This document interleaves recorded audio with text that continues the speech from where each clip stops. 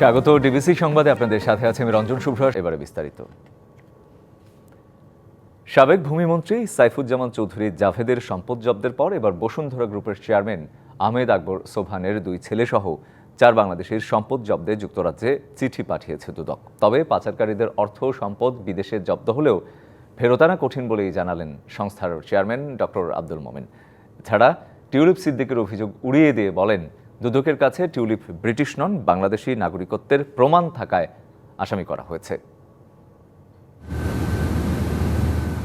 বাংলাদেশের সাবেক ভূমিমন্ত্রী সাইফুজ্জামান চৌধুরী জাবেদের সম্পদ জব্দ করেছে যুক্তরাজ্যের ন্যাশনাল ক্রাইম এজেন্সি এনসিএ। দুদকের মামলার পর সম্প্রতি এই পদক্ষেপ নেয় যুক্তরাজ্য।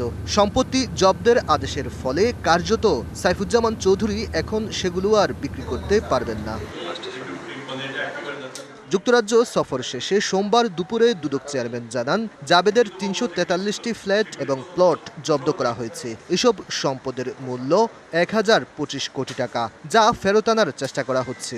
সাইফুজ্জামান জাবেদের বিভিন্ন জায়গায় আরও কিছু প্রপার্টি আছে যেগুলি নিয়ে কাজ করছি, এবং আমরা যদি সঠিকভাবে বিভিন্ন সংস্থাকে পাঠাতে সক্ষম হই, আমরা আশা করি সেখানেও সুফল পাবো। জাবেদের সম্পদ জব্দের পর এবার আরও 4 বাংলাদেশির সম্পদ জব্দের জন্য যুক্তরাজ্যে চিঠি পাঠিয়েছে দুদক। তারা হলেন বসুন্ধরা গ্রুপের চেয়ারম্যানের 2 ছেলে সাফিয়াত সুবহান এবং সাদাত সুবহান। এছাড়া এনআরবিসি ব্যাংকের সাবেক চেয়ারম্যান আদনান ইমাম এবং সাবেক ভূমিমন্ত্রী জাবেদের ভাই আনিসুজ্জামান চৌধুরী রনি।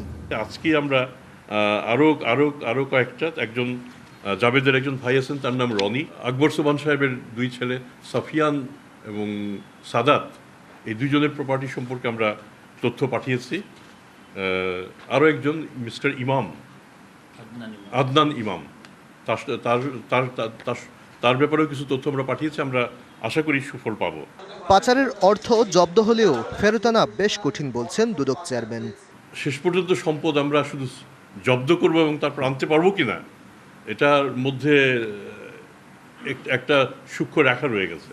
সেই অংশটুকু হচ্ছে আমরা যে দাবিটা করছি, সেই দাবিটা আমাদের নিজেদের প্রতিষ্ঠা করতে হবে, এবং সেই দাবির সমর্থনে আমাদের আদালতের যেমন আদেশ থাকবে, তেমনি ব্রিটেনের আদালত যদি আদেশ দেয়, তারপরেই আমরা সেটা আমাদের কাছে ফেরত আনতে পারবো। ব্রিটিশ এমপি টিউলিপ সিদ্দিক সম্প্রতি বাংলাদেশের নাগরিক নয় বলে যে বক্তব্য দিয়েছেন তা উড়িয়ে দেন আব্দুল মোমেন। জানান, তাদের কাছে থাকা নথিপত্রে টিউলিপ বাংলাদেশি বলেই আসামি করা হয়েছে। 2013 সালে তিনি মাছ বিক্রি করে 9 লাখ টাকা কামাইও করেছেন। যেটা যেহেতু ট্যাক্স রেকর্ডে নিশ্চয়ই আছে, তো কাজেই তিনি যতই বলুন না কেন আমি ব্রিটিশ, আমরা যখন আমাদের কাগজপত্র দেখছি তাতে তো বাংলাদেশি মনে হচ্ছে। এদিকে ২,০০০ কোটি টাকা পাচারের অভিযোগে যুক্তরাজ্যের সাবেক হাই কমিশনার সাইদা মুনা তাসনিম এবং তার স্বামীর বিরুদ্ধে অনুসন্ধান শুরু করেছে দুদক। আত্মসাৎপূর্বক বিদেশে পাচার করেন, আমরা এটা নিয়ে কাজ শুরু করেছি। Aditya Rafat, DBC news, Dhaka. সাবেক প্রধানমন্ত্রী শেখ হাসিনা ও সাবেক স্বরাষ্ট্রমন্ত্রী আসাদুজ্জামান খান কামালকে হাজির হতে 2টি জাতীয় পত্রিকায় বিজ্ঞপ্তি দেওয়ার নির্দেশ দিয়েছে ট্রাইব্যুনাল। জুলাই আগস্টে সংঘটিত মানবতাবিরোধী অপরাধের এই মামলার পরবর্তী শুনানি 24শে জুন। ওই দিন হাজির না হলে তাদের অনুপস্থিতিতে বিচার কাজ শুরু হবে বলে জানিয়েছে প্রসিকিউশন। জুলাই আগস্টে সংঘটিত মানবতা বিরোধী অপরাধের 5টি অভিযোগ আমলে নিয়ে গেল 1 জুন সাবেক প্রধানমন্ত্রী শেখ হাসিনা ও সাবেক স্বরাষ্ট্রমন্ত্রী আসাদুজ্জামান খান কামালের বিরুদ্ধে গ্রেপ্তারি পরোয়ানা জারি করে ট্রাইব্যুনাল।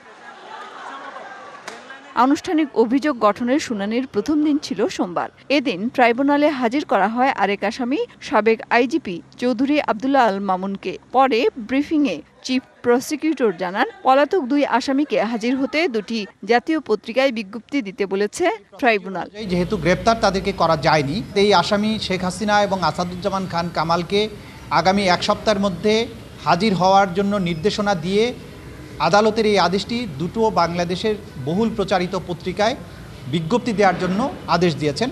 পরবর্তী শুনানি হবে 24 জুন। ওই দিন আসামিরা উপস্থিত না হলে আইন অনুযায়ী তাদের অনুপস্থিতিতে বিচার কাজ শুরু করা হবে। যদি এই পত্রিকায় বিজ্ঞপ্তি প্রকাশের পরেও আসামিরা আদালত উপস্থিত না হন, তাহলে আদালত তাদের অনুপস্থিতিতে বিচারের রাস্তায় অগ্রসর হবেন। মামলার অভিযোগে বলা হয়, গত বছরের 16 জুলাই থেকে 5 আগস্ট পর্যন্ত সারা দেশে 1400 ছাত্র জনতাকে হত্যার দায় শেখ হাসিনার। তার নির্দেশ উস্কানি প্ররোচনায় হত্যাকাণ্ড সংঘটিত করে আইন শৃঙ্খলা বাহিনী, আওয়ামী লীগ, ছাত্রলীগ ও যুবলীগ। মেহের মনি, ডিবিসি নিউজ, ঢাকা। ভবিষ্যতে কোনো সরকারি মদতে আইনশৃঙ্খলা বাহিনীর হাতে যাতে কেউ গুমের শিকার না হন সেজন্য স্থায়ী কমিশন করা হবে, এমনটা জানিয়েছেন আইন উপদেষ্টা। এজন্য 1 মাসের মধ্যে একটি আইন প্রণয়ন করা হবে বলেও জানান তিনি। জাতিসংঘের গুম বিষয়ক প্রতিনিধি দলের সাথে বৈঠকের পর এসব কথাই জানান আইন উপদেষ্টা ডক্টর আসিফ নজরুল।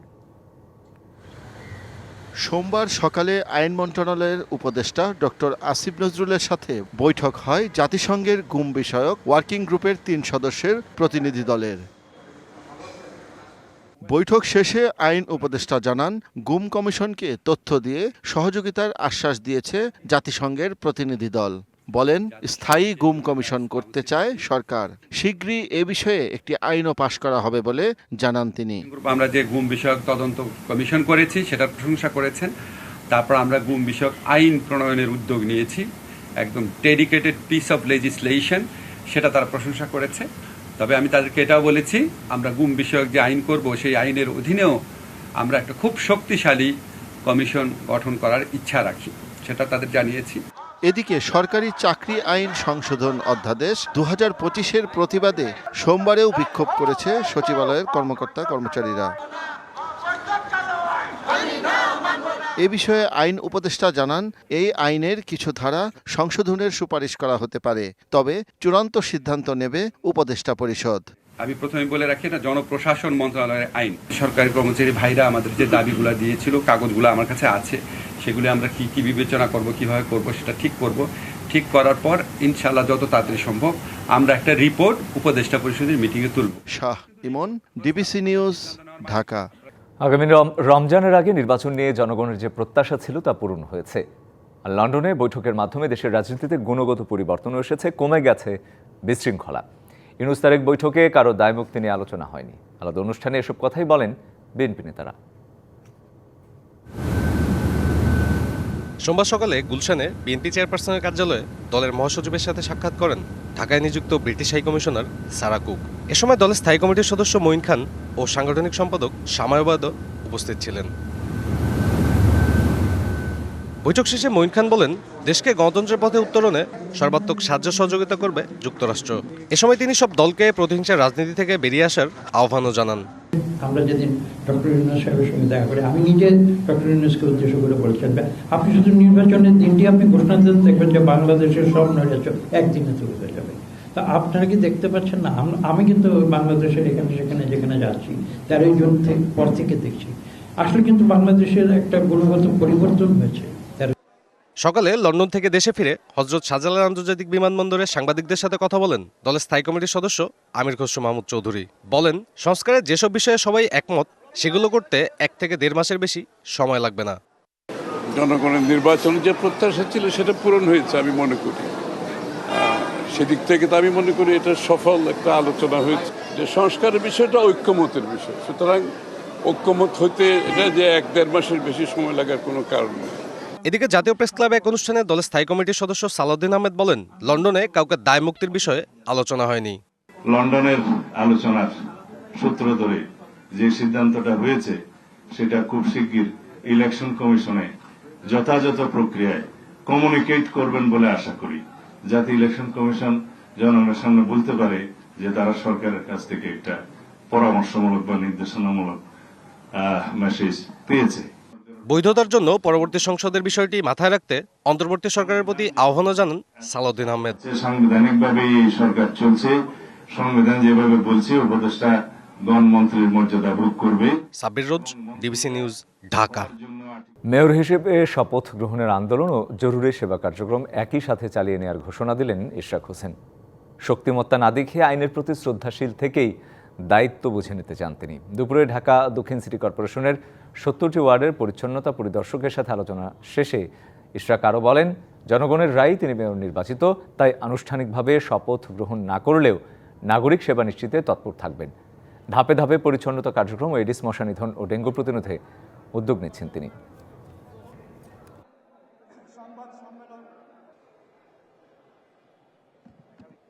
দীর্ঘদিন এই আন্দোলন চলার ফলে বিভিন্ন ধরনের যে নাগরিক সেবা সেই বিষয়গুলো আমাদেরকে মাথায় রাখতে হচ্ছে। আমরাই নিশ্চিত করেছি যে সকল ধরনের জরুরি সেবা যেগুলো রয়েছে সেগুলো যাতে চলমান থাকে, অর্থাৎ আমাদের আন্দোলনের কারণে যাতে জনগণের দুর্ভোগ তো হচ্ছেই, কিন্তু সেটি যাতে চরম আকারে না পৌঁছায়। ইসরায়েল ও ইরানের পাল্টাপাল্টি হামলার শঙ্কা আছে বাংলাদেশের জন্য। এই যুদ্ধ দীর্ঘস্থায়ী হলে প্রভাব পড়বে নানাভাবেই, এমন মনে করেন সাবেক রাষ্ট্রদূত হুমায়ুন কবির। তার পরামর্শ, বাংলাদেশের উচিত কোনো পক্ষ অবলম্বন না করে শান্তি বজায় রাখার অবস্থান নেয়া। আর আন্তর্জাতিক সম্পর্ক বিশ্লেষক আমেনা মহসিনের মতে, ফিলিস্তিন নিয়ে বাংলাদেশের আগে থেকেই যে অবস্থান আছে তা আবারও পরিষ্কার করতে হবে। সম্প্রতি ইরানে হামলা চালায় ইসরায়েল, পাল্টা হামলা চালায় ইরানও। দুই দেশের এই পাল্টাপাল্টি যুদ্ধাবস্থায় দুই দেশেই চলছে ভয়াবহ ধ্বংসযজ্ঞ। এই যুদ্ধের আঁচ লেগেছে বিশ্বের বিভিন্ন দেশেও। বিশেষত এরই মধ্যে পার্শ্ববর্তী দেশ ভারত ও পাকিস্তানও তাদের অবস্থান পরিষ্কার করেছে, যদিও বাংলাদেশ এখনও আনুষ্ঠানিকভাবে কোনো মতামত দেয়নি। সাবেক রাষ্ট্রদূত হুমায়ুন কবির মনে করেন, যুদ্ধ লম্বা হলে তার নানা প্রভাব পড়বে বাংলাদেশের ওপরও। আমরা খুব একটা নাজুক জায়গায় দাঁড়ানো আছে বলে আমি মনে করছি। সেটাতে তেলের দাম বেড়ে যাবে, গ্যাসের দাম বেড়ে যাবে। ওখানে যদি এই যুদ্ধের দামামা বাড়তে থাকে বা যুদ্ধ বিস্তৃত হয়, সেসব দেশগুলোর অর্থনীতির উপর চাপ পড়বে, আমাদের জনগোষ্ঠী যারা আছে তাদের জন্য বিপদ আশঙ্কা তৈরি হবে। তো কাজেই খুব সঙ্গত কারণে আমাদের জন্য চিন্তার কারণ আছে। আমরা যে এক্সপোর্ট যেটা করি, পশ্চিমা জগতে যে আমাদের পণ্য সামগ্রী যায়, সেটা তো ওই অঞ্চল দিয়েই যায়। কাজে সেখানে যদি যুদ্ধ হয়, সেটা পথগুলো যদি কোনো কারণে আটকে যায়, তাহলে তো আমাদের সেই ব্যবসা বাণিজ্য ক্ষতিগ্রস্ত হবে। তার মতে, এই অবস্থায় কোনো পক্ষ না নিয়ে যুদ্ধ বন্ধের জন্যই অবস্থান নেওয়া উচিত বাংলাদেশের। আমরা নীতিগতভাবে কখনোই আমরা অন্য দেশের উপর আক্রমণ সেটাকে সমর্থন করি না। জাতিসংঘের সদস্য রাষ্ট্র হিসাবে অন্য রাষ্ট্রের সার্বভৌমত্ব, টেরিটোরিয়াল ইন্টিগ্রিটির প্রতি সম্মান দেখানোর যে বাধ্যবাধকতা আমাদের আছে যা আন্তর্জাতিক সম্প্রদায়ের অংশ হিসাবে, সেই বিবেচনাতেই আমরা আমাদের যে মতামত বা আমাদের যে অবস্থান সেটা পরিষ্কার করা দরকার। তবে আন্তর্জাতিক সম্পর্ক বিশ্লেষক আমেনা মহসিন বলছেন, ফিলিস্তিন নিয়ে বাংলাদেশের আগে থেকেই এক ধরনের অবস্থান আছে, যা আবারও দ্রুত পরিষ্কার করা দরকার। বাংলাদেশের ক্লিয়ার একটা পজিশন আছে প্যালেস্টাইনের পক্ষে। সো বাংলাদেশের এখানে একটা ক্লিয়ার অবস্থান আমার মনে হয় প্রয়োজন আছে, এবং এটা ঝুঁকি বা না ঝুঁকির ব্যাপার না। সো আপনি যদি শান্তির পক্ষে অবস্থান না নেন এবং অন্যায় বিরুদ্ধে যদি আপনি সোচ্চার না হন, আপনার ঘরেও কালকে আগুন লেগে যেতে পারে। আমরা তো সরাসরি যুদ্ধের মধ্যে জড়াচ্ছি না, কিন্তু যারা যুদ্ধ করছে, যুদ্ধবাজ দেশ, সমস্ত দেশ, সেগুলোর বিরুদ্ধে তো আমাদের একটা অবস্থান থাকা দরকার। অবশ্য বাংলাদেশকে সর্বোচ্চ সতর্কতা অবলম্বন করারও পরামর্শ বিশেষজ্ঞদের। বিশ্বব্যাপী যে ইনফ্লেশন, সেটা প্রভাবটা অর্থনৈতিক। মনিরুল সোহাগ, ডিবিসি নিউজ, ঢাকা। সর্বস্তরের মানুষের শ্রদ্ধায় সিক্ত হলেন মুক্তিযুদ্ধের অন্যতম সংগঠক, গণফোরাম সভাপতি মোস্তফা মহসিন মন্টু। কেন্দ্রীয় শহীদ মিনারে তার মরদেহে শ্রদ্ধা নিবেদন শেষে বিএনপি মহাসচিব মির্জা ফখরুল ইসলাম বলেন, তার মৃত্যু জাতির জন্য অপূরণীয় ক্ষতি। শ্রদ্ধা জানান তার দীর্ঘদিনের রাজনৈতিক সহকর্মী, বিভিন্ন রাজনৈতিক দলের নেতাকর্মী ও স্বজনরাও। মুক্তিযুদ্ধের অন্যতম সংগঠক, প্রবীণ রাজনীতিক মুস্তফা মহসিন মন্টু ৬৯-এর গণ অভ্যুত্থান, ৯০-এর স্বৈরাচার বিরোধী আন্দোলনে অগ্রণী ভূমিকা পালন করেন। ছিলেন আওয়ামী লীগ থেকে নির্বাচিত দুইবারের সংসদ সদস্য। ১৯৯২ সালে আওয়ামী লীগ থেকে বহিষ্কৃত হওয়ার পর ডক্টর কামাল হোসেনের গণফোরামের সভাপতির দায়িত্ব পালন করেন তিনি। রাজধানীর কাঁটাবন, নিজবাড়ি কেরানীগঞ্জ ও ঢাকা বিশ্ববিদ্যালয়ের কেন্দ্রীয় মসজিদে জানাজা শেষে তার মরদেহ নেওয়া হয় কেন্দ্রীয় শহীদ মিনারে। এ সময় রাজনীতিক ও নানা শ্রেণী পেশার মানুষ তার মরদেহে শ্রদ্ধা নিবেদন করেন। পরে ঢাকা জেলা প্রশাসনের পক্ষ থেকে তাকে গার্ড অব অনার দেয়া হয়। শ্রদ্ধা নিবেদন শেষে বিএনপি মহাসচিব মির্জা ফখরুল ইসলাম আলমগীর বলেন, মুস্তফা মহসিন মন্টুর মৃত্যু জাতির জন্য অপূরণীয় ক্ষতি। আমাদের দেশের রাজনীতিতে একটা বিরাট শূন্যতা সৃষ্টি করবে। আমরা আল্লাহ তাআলার কাছে প্রার্থনা করি, আল্লাহ তাআলা তাকে যেন নসিব করেন। মুস্তফা মহসিন মন্টুর মরদেহে শ্রদ্ধা নিবেদন শেষে স্মৃতিচারণ করেন তার দীর্ঘদিনের রাজনৈতিক সহযোদ্ধারা। ওনাকে হারিয়ে আমার অনেক একটা অপূরণীয় ক্ষতি হয়েছে এবং ওনাকে প্রত্যেক মুহূর্তে আমরা ওনার অনুপস্থিতিটা অনুভব করব। তো আল্লাহ ওনাকে জান্নাত নসিব করুক। বিশেষভাবে অসুস্থ হওয়ার আগ পর্যন্ত সাজ্জিদুর রহমান শুভর নেতৃত্বে ছাত্র ফোরাম শ্রদ্ধাঞ্জলি নিবেদন করছে। মোস্তফা মহসিন মন্টু তাদের মধ্যে অন্যতম এবং সেখানেই থেমে নেই। স্বজনরা জানান, ন্যায়ের পথে সবসময় আপোষহীন ছিলেন তিনি। রাজনীতি করেছেন দেশের জন্য, মানুষের জন্য। আমি চাই সব দেশবাসীর কাছে বলছি আমার বাবার জন্য। আসলে ওনার অক্সিজেনের এত প্রবলেমটা ছিল যে তাকে বেড থেকে স্ট্রেট উঠানো বসানো যাচ্ছিল না। তো সবসময় বলতো যে আমাকে নিয়ে যাও। ইভেন লাস্টে এমন হয়েছিল যে তাকে হ্যান্ডস আমাদের বেঁধে রাখতে হয়েছিল ডক্টরদের থ্রুতে, কারণ সে বারবার অক্সিজেনটা খুলে দিচ্ছিল, মানে তার এত কষ্ট হচ্ছিল। পরে মুস্তফা মহসিন মন্টুর মরদেহ দাফনের জন্য নেওয়া হয় বনানী কবরস্থানে। অজিত সরকার, ডিবিসি নিউজ, ঢাকা। হবিগঞ্জের নবীগঞ্জে চলন্ত বাসে কলেজ ছাত্রীকে ধর্ষণের অভিযোগ উঠেছে চালক ও তার সহকারীর বিরুদ্ধে। এদিকে গাজীপুরে এটিএম বুথের ভেতরে কারখানা শ্রমিককে ধর্ষণের অভিযোগ মিলেছে। ঢাকার ফার্মগেট থেকে বিলাস পরিবহনের একটি বাসে বাড়ি ফিরছিলেন ভুক্তভোগী কলেজ ছাত্রী। শায়েস্তাগঞ্জে নামার কথা থাকলেও তিনি ঘুমিয়ে পড়ায় বাসটি সিলেট পর্যন্ত চলে যায়। সিলেটে পৌঁছার পর তিনি নবীগঞ্জ হয়ে আজমিরিগঞ্জ যাওয়ার উদ্দেশ্যে সিলেট নবীগঞ্জ রুটের মা এন্টারপ্রাইজের একটি বাসে ওঠেন। বাসটি শেরপুর এলাকায় পৌঁছার পর অন্য যাত্রীরা নেমে গেলে ধর্ষণের শিকার হন ওই কলেজ ছাত্রী। এ ঘটনায় বাস চালক সাব্বির মিয়াকে আটক করে যৌথ বাহিনী। উদ্ধার করা হয়েছে ভুক্তভোগীকে। এদিকে গাজীপুরের শ্রীপুরে বেশি বেতনের চাকরির প্রলোভনে একটি ব্যাংকের এটিএম বুথের ভেতর কারখানা শ্রমিককে ধর্ষণের অভিযোগ উঠেছে বুথের নিরাপত্তা প্রহরীর বিরুদ্ধে। এই ঘটনায় নারী ও শিশু নির্যাতন দমন আইনে হয়েছে মামলা। ফরিদপুরের মাতচর ইউনিয়নের নাজমা আক্তারের বাড়িতে ভাঙচুর ও লুটপাটের অভিযোগ উঠেছে যুবদল নেতা ও আওয়ামী লীগ কর্মীর বিরুদ্ধে। হামলার পর থেকে পালিয়ে আছে নাজমা আক্তারের পরিবার। গোপন জায়গা থেকে সোমবার তিনি সাংবাদিকদের সহযোগিতা চান। তার অভিযোগ, জেলা যুবদলের সভাপতি রাজীব হোসেনের ছত্রছায়ায় আওয়ামী রাজনীতির সাথে জড়িত খন্দকার সাদিক ও রেজা আরিফ খন্দকারের নেতৃত্বে এই হামলা চলে। রেজা খন্দকারের সাথে নাজমা আক্তারের জমি নিয়ে বিরোধ ছিল। এ নিয়ে একাধিকবার হামলার ঘটনাও ঘটে এবং দায়ের হয়েছে মামলাও। এর জেরে গেল শুক্রবার রাতে নাজমা আক্তারের অবর্তমানে তার বাড়িতে 20 থেকে 25 জনের একটি দল হামলা চালায়। এই ছিল এখনকার মতো। ডিবিসি নিউজের সংবাদগুলো পড়তে ভিজিট করুন ডিবিসিনিউজ.tv। আরও ভিজিট করুন ডিবিসি নিউজের ফেসবুক পেজ এবং ইউটিউব চ্যানেল। সঙ্গে থাকুন।